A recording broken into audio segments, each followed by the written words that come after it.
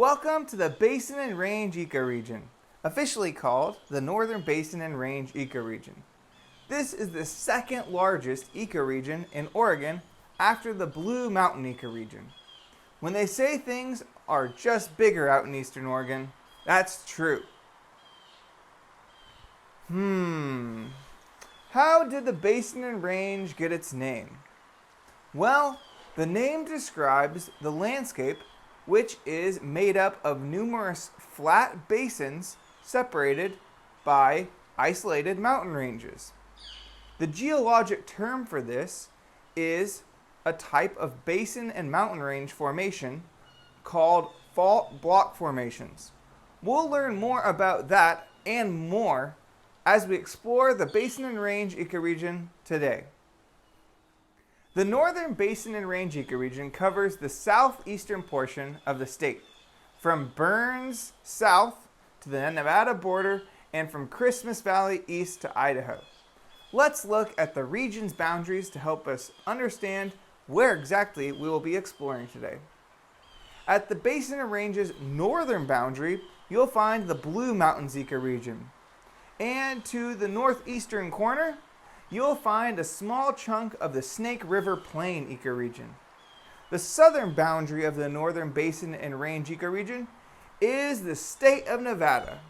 However, the Basin and Range ecoregion actually continues down into Nevada. The western boundary bumps up against the Eastern Cascades and Foothills ecoregion. And moving all the way out to the eastern boundary, you'll easily find where the Basin and Range ecoregion ends at the Idaho border. Hey there, potato fans! Also, up in the northeastern corner, you'll find the Snake River Plain and the Snake River Plain ecoregion. In the Basin and Range ecoregion, elevations range from 2,070 feet near the Snake River to more than 9,070 feet on Steens Mountain.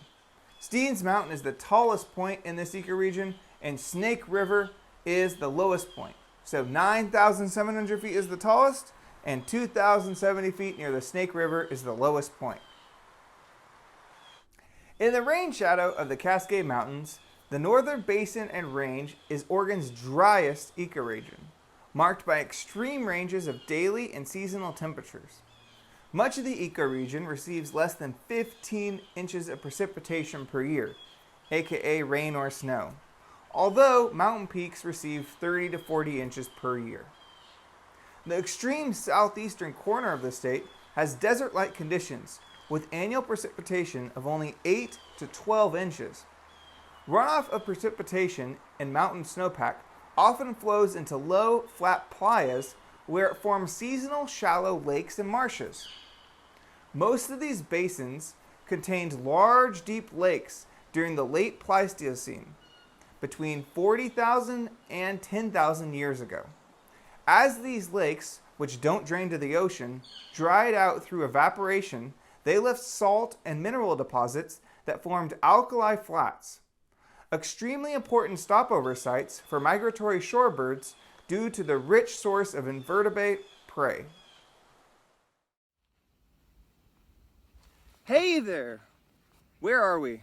Take a guess where we are. That's what I want you to do. Where are we?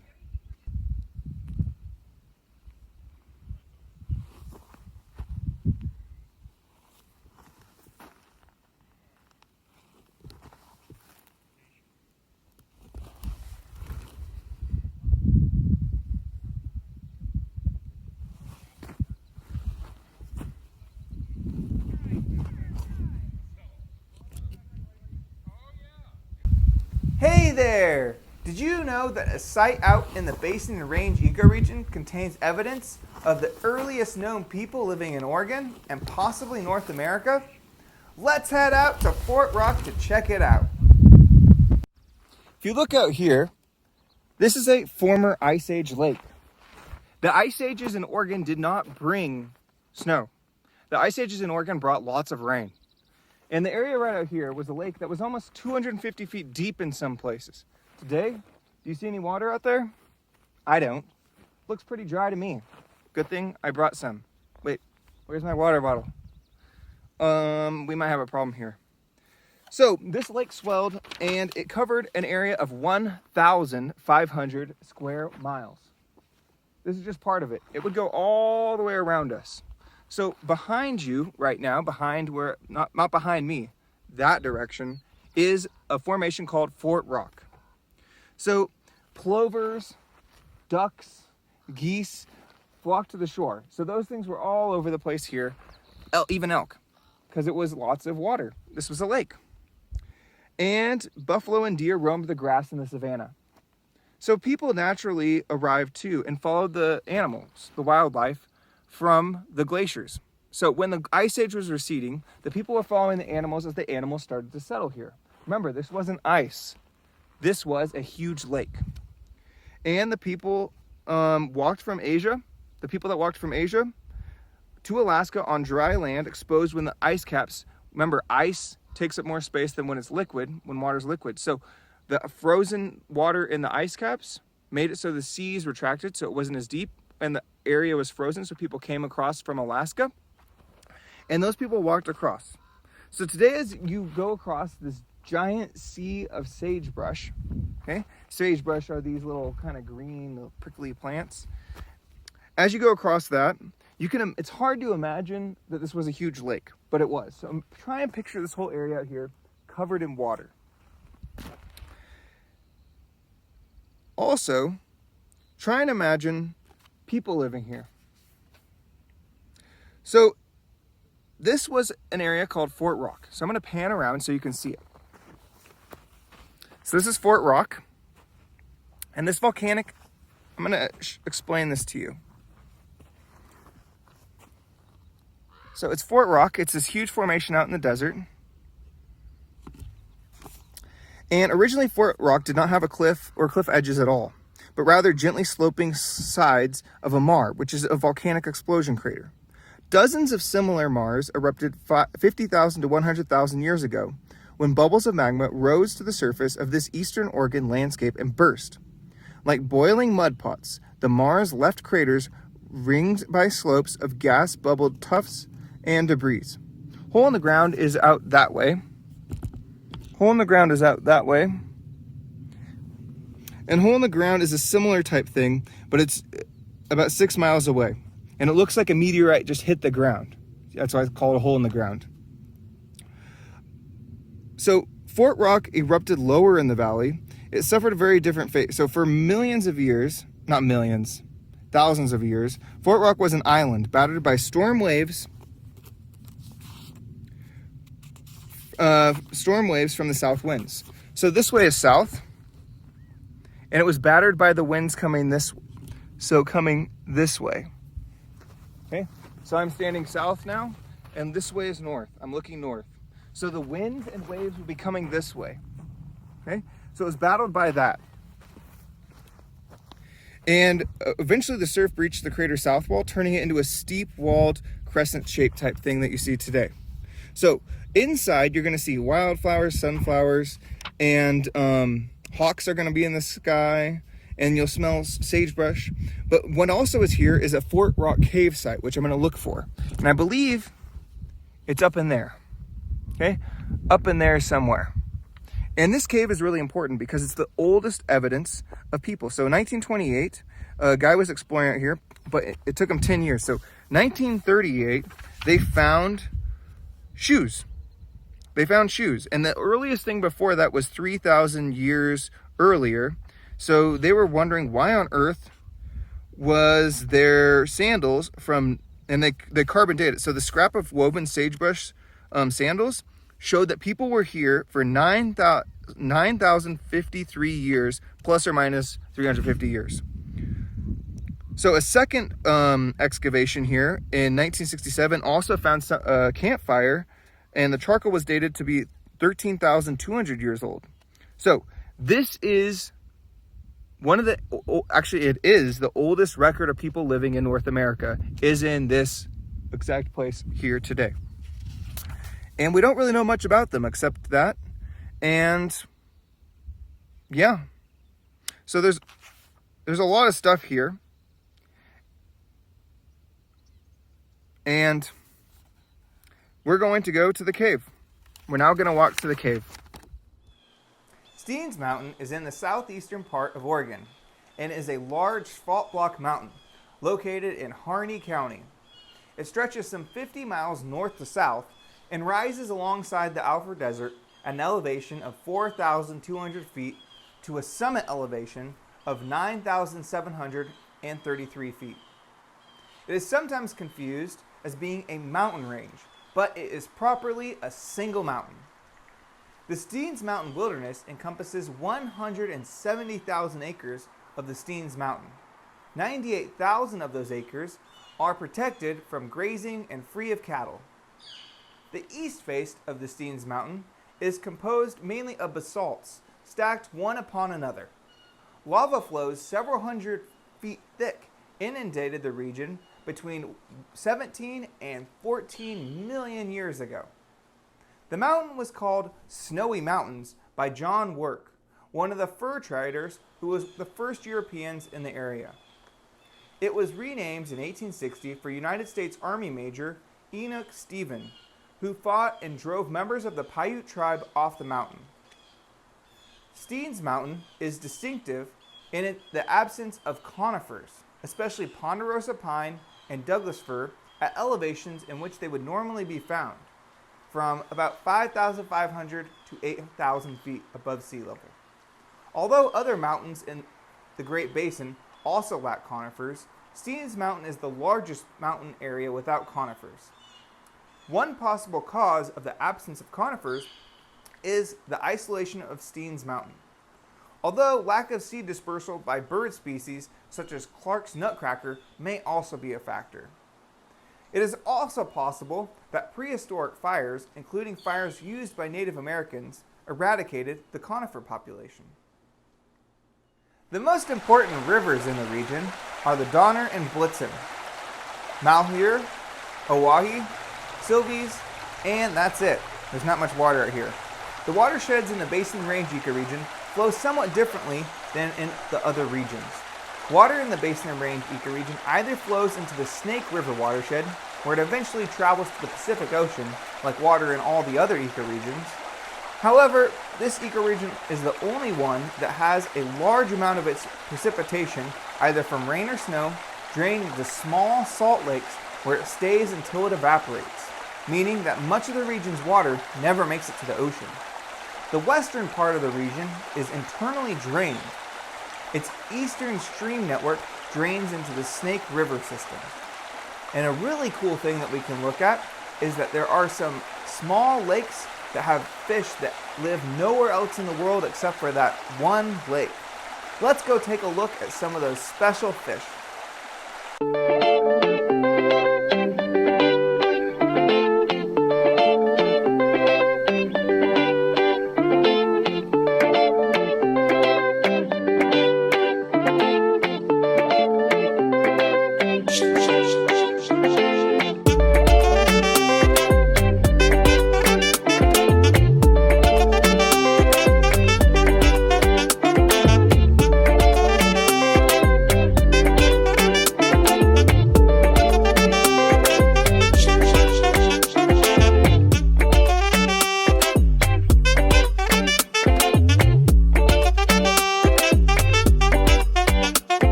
Uncontrolled livestock grazing in the decades before they passed the Taylor Grazing Act in 1934 caused serious long-term ecological damage throughout the ecoregion. Rangeland conditions have substantially improved since then in most areas, and grazing is managed sustainably in many parts of the ecoregion. However, some areas are still impacted. In addition, sensitive areas such as riparian habitats and arid areas of sagebrush and salt desert have been very slow to recover. Riparian is a word that means area by a lake, river, or creek. So I think when I hear the word riparian, I think wetlands, but I also think of the little water area right next to creeks and streams and rivers. So when you hear that word riparian, think of the little habitat next to waterways. Squawk! Squawk! I'm a greater sage grouse.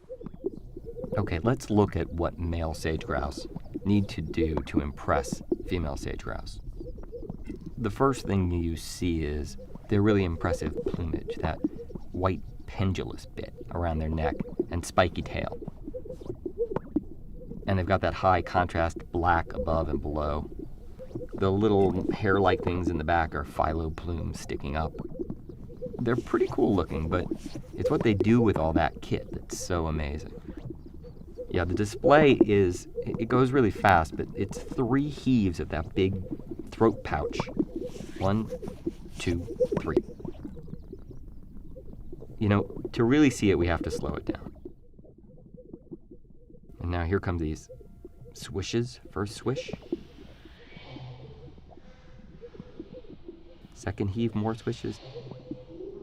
And third, rewind and play it over again. On the sides of the pouch, you can really see the stiff feathers. Those things are, God, they're like the teeth of a comb, and they rub them across the edge of the wing and make their sound with those. And then in that last heave, the wings are a little out to the side, and they pull their heads down into the air sac. You can really see it better from the side. All right, here we go. Swish. Swish. I actually think, okay, let's back up a little bit and hold that one frame. Yep, you see how his head is pulled in? Right there, you don't even see it. It disappears into the bottom. And the air sacs bulge all the way out. And it creates this pop, whistle, pop sound. So a sage grouse call is sort of all of that popping and whistling is actually sounds radiating through those air sacs. Okay, let's go back to real speed. As if that wasn't complicated enough, the whole package is really directional, both visually and acoustically. These guys actually sound better from the side. Thuddy from the front and sharp from the side. You can see the female gets a particular perspective on that male. He has to keep her in a particular place so she sees him the best and can assess him the best. So it's kind of a dance. He's going to turn. She's going to turn. It's almost as if he's not looking right at her, but he's displaying right at her. And he has to read the cues from her really well. If he's being too aggressive, she'll just walk away. She gets to listen to hundreds of these displays and just sit there and see how he does, over and over again. And the greater sage grouse is considered an excellent indicator species of sagebrush habitat quality. An indicator species means that the health and population of this animal species can show us the general health of the environment where they live. Current efforts to improve conditions for the greater sage grouse include assessing where its environment is and how healthy it is, and using that information to do conservation planning. The sage grouse really needs those sagebrush habitats. So the decline in the sagebrush and the increase in invasive species really hurts them. Hey there, sagebrush fans. What's your name? I'm a sage grouse. I need my sagebrush. Stream water quality in the northern basin and range ecoregion is poor when compared to other ecoregions, meaning it's not very healthy. Throughout the northern basin and range ecoregion, water quality is impacted by high temperatures and in some areas by bacteria, pollutants, and aquatic weeds. Water is limited in the ecoregion because it is fully allocated in reservoir storage and other uses. Aquatic habitats are also affected by altered channel and flow conditions, obstructions, and poor riparian conditions. Riparian is the word used to describe the area relating to wetlands next to rivers and streams, and it also counts the areas next to lakes. Efforts to assess the quality of aquatic habitats are ongoing, and priorities include assessment of the impact of federal dams on water quality and obtaining an understanding of natural temperature and water quality dynamics in the ecoregion.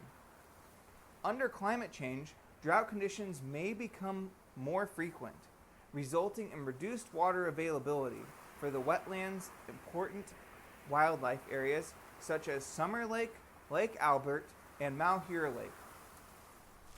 Oh my goodness! Am I gonna catch a fire? Should I move? There's gonna be a problem here. Uh-oh. Historical overgrazing and fire suppression, followed by invasion of non-native annual grasses, such as cheatgrass, have greatly altered natural fire cycles in many sagebrush steppe environments.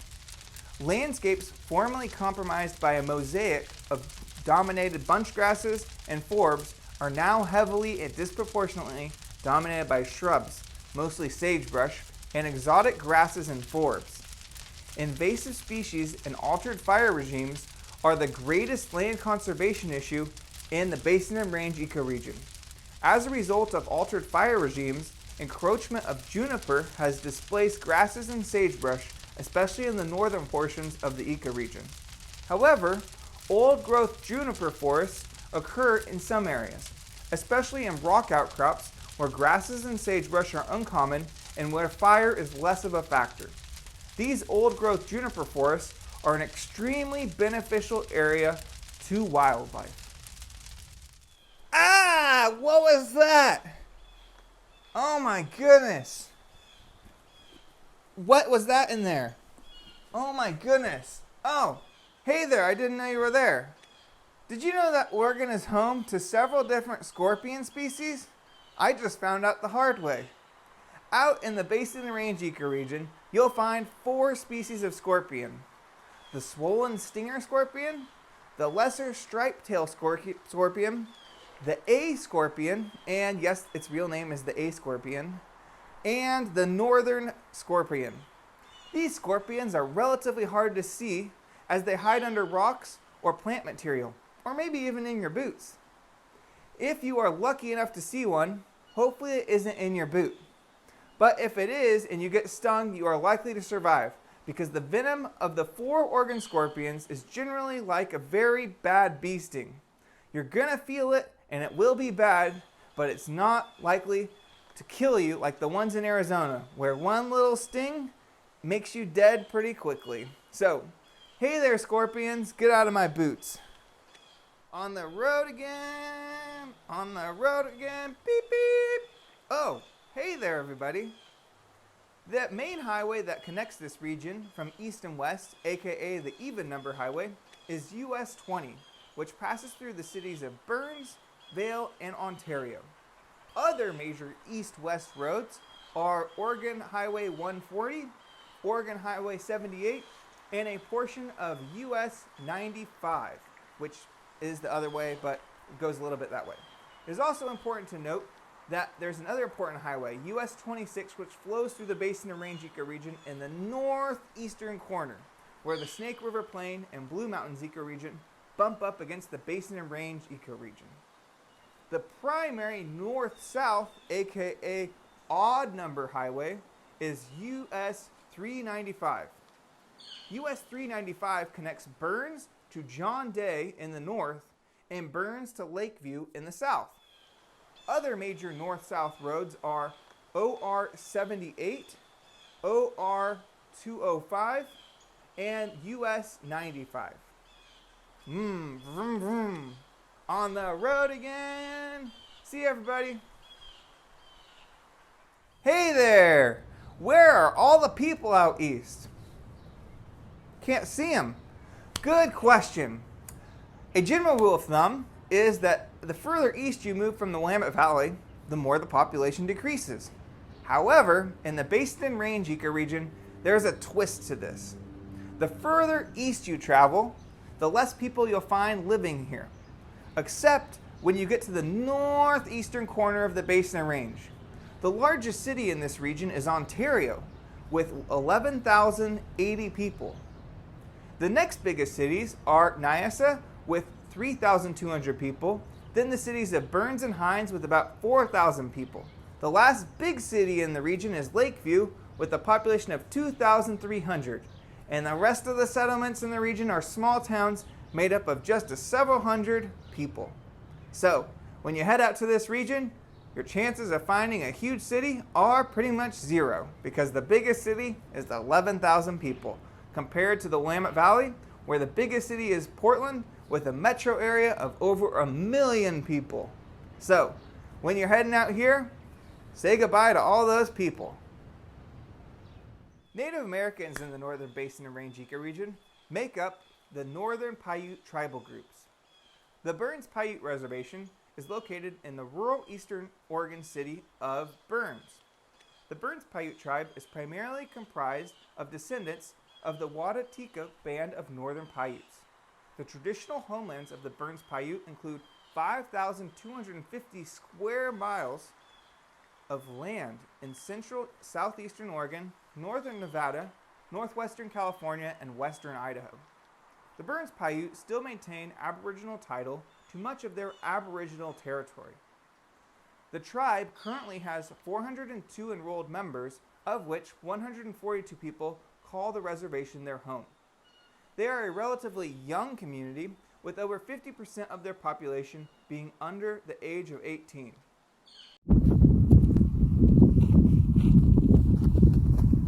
Hey there! Where do you think we are? Where are we? We're in a place called Rome, Oregon. And yes, you might think you have to go to another country called Italy to get to Rome, but we lucked out. We're in Rome, Oregon, which is on the very far eastern part of Oregon. And we're gonna go look at something called the Pillars of Rome, which are way off in the distance. So we're gonna go look at those. They're a special formation of rock, and we're going to go look at them closer now. So let's go see what the special Pillars of Rome are. Hey there! They say that all roads lead to Rome. Well, in Oregon, Rome means a little different.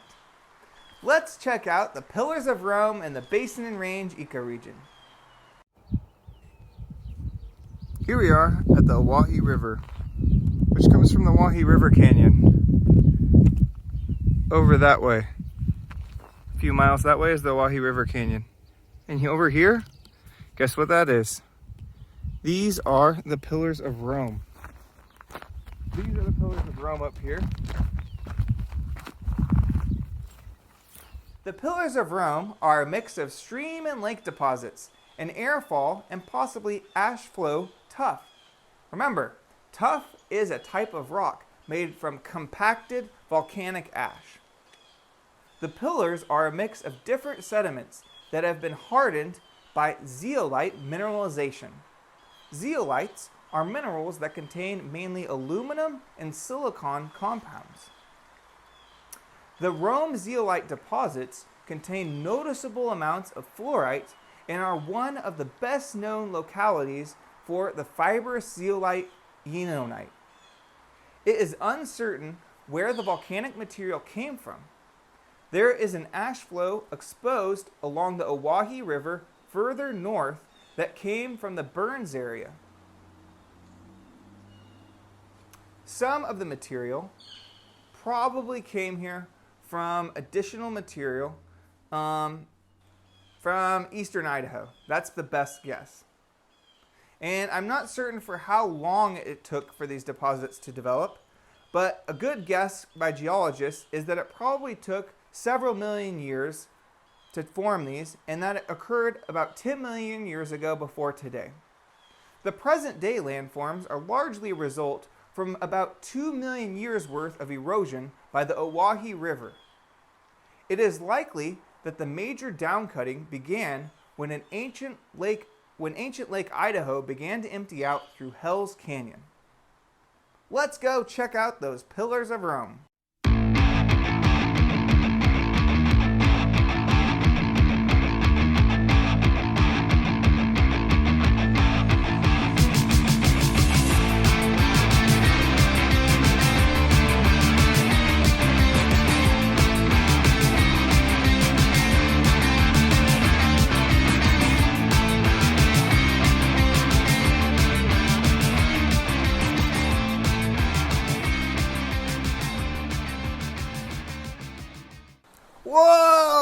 the ground shaking? Oh, it must be an earthquake. No, it's a quaking aspen tree. So the quaking aspen tree grows in more states than any other tree, but it rarely grows in most parts of Oregon.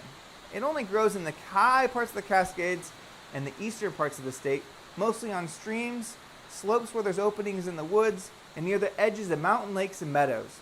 It also grows beneath pine forests bordering the Oregon High Desert, and aspens are really rare in western Oregon, especially the Willamette Valley. A beginner can learn to identify one of these trees by the greenish-white bark, and it has just enough chlorophyll in the bark, actually, to pop out those leaves in the spring. Each leaf has a unique feature that makes it easy to tell an aspen. It has right angles, 90-degree angles, that connect the leaf to the tree, and when the wind breathes on it, it makes a very unique sound. Let's listen to that sound. Also, the leaves turn golden yellow in October, so you'll see many aspens planted in people's yards in the Willamette Valley, where it rarely grows natively, because it looks beautiful.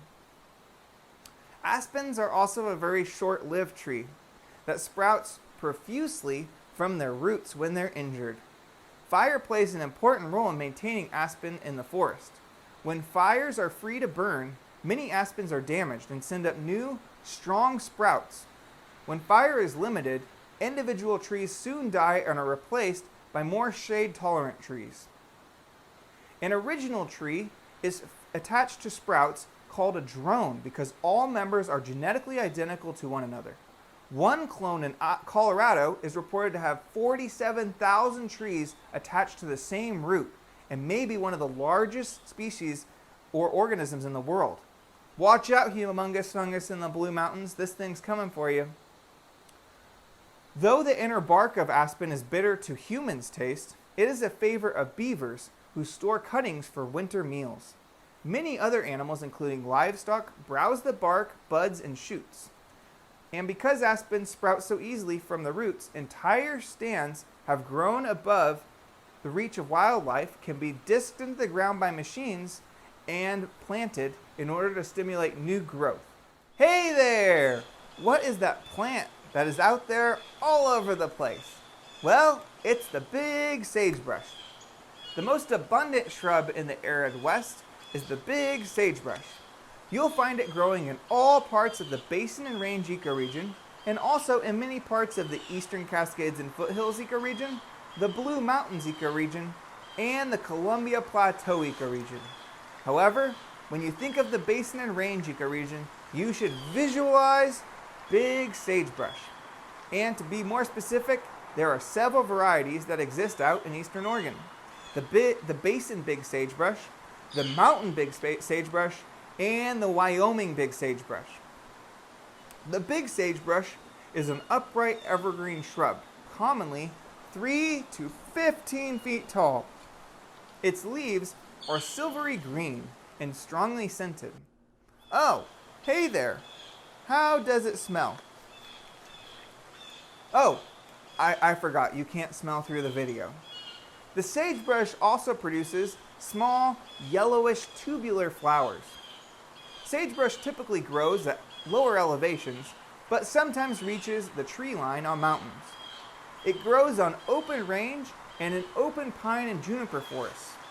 It is a common invader of overgrazed grasslands and places where cattle are free to roam and not managed very well. Even though sagebrush is low in palatability, which means that it doesn't have a pleasant taste, it is an important browse species or important food for wild and domestic animals. Tall, dense stands of sagebrush are an indicator of fertile sites suitable for irrigated farming. The sagebrush is sensitive to fire, and fire reduces its abundance. Southeastern Oregon's landscape is cut dramatically by a series of high fault block escarpments stretching north to south. 10 million years in the making, Abert Rim is a spectacular 30-mile-long, 2,000-foot-high example of a tilted fault block mountain. Following a fault line reaching deep into the earth, the block where Lake Abert is located is actually dropping and tilting to expose the rugged cliff directly to the east. Did you know that southeast Oregon is actually growing? It is widening east and west by nearly 1 centimeter a year. This stretching of the Earth's crust allows these great blocks to slip past each other. Some dip to form sunken basins called sinks that collect precipitation and sediment but have no stream outlets to the ocean. Others are uplifted, producing spectacular highlands and cliffs. These combine to form the basin and range topography typical of the Great Basin Ecoregion.